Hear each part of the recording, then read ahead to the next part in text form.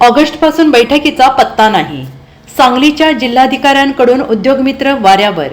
मुख्यमंत्री देवेंद्र फडणवीस दावोसमधून हजारो कोटींची गुंतवणूक आणत असताना जिल्ह्यातील अनेक दावोस मात्र वाऱ्यावर आहेत.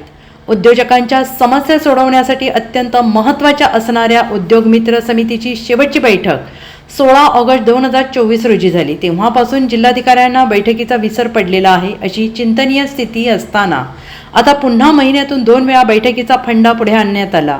मुख्यमंत्र्यांच्या आदेशानुसार जिल्हाधिकारी कार्यालयाने पुढील 100 दिवसात करायच्या कामांचा कृती आराखडा तयार केलेला आहे आणि त्यामध्ये प्रांत अधिकाऱ्यांच्या उपस्थितीत महिन्यातून 2 वेळा उद्योजकांच्या बैठकीचं नियोजन आहे. पण या नियोजनाला उद्योजकांनी फार्स अशी उपमा दिली आहे.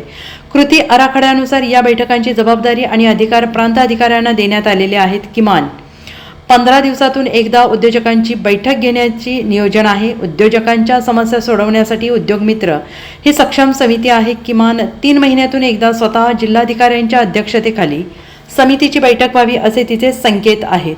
प्रत्यक्षात गेल्या ऑगस्टपासून एकही बैठक झालेली नाही. तत्पूर्वी तत्कालीन जिल्हाधिकारी विजयकुमार काळम पाटील यांच्या कार्यकाळात महिन्यातून एकदा व्हायची. अभिजित चौधरी 2 महिन्यातून एकदा घ्यायचे. सध्याचे जिल्हाधिकारी डॉक्टर राजा दयानिधी मात्र ऑगस्टपासून यांनी एकही बैठक घेतलेली नाही.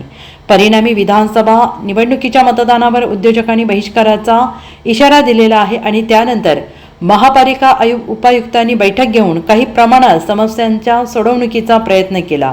हा सारा निराशाजनक इतिहास असताना आता पुन्हा 15 दिवसातून एका बैठकीचा कृती आराखडा तयार करण्यात आलेला आहे.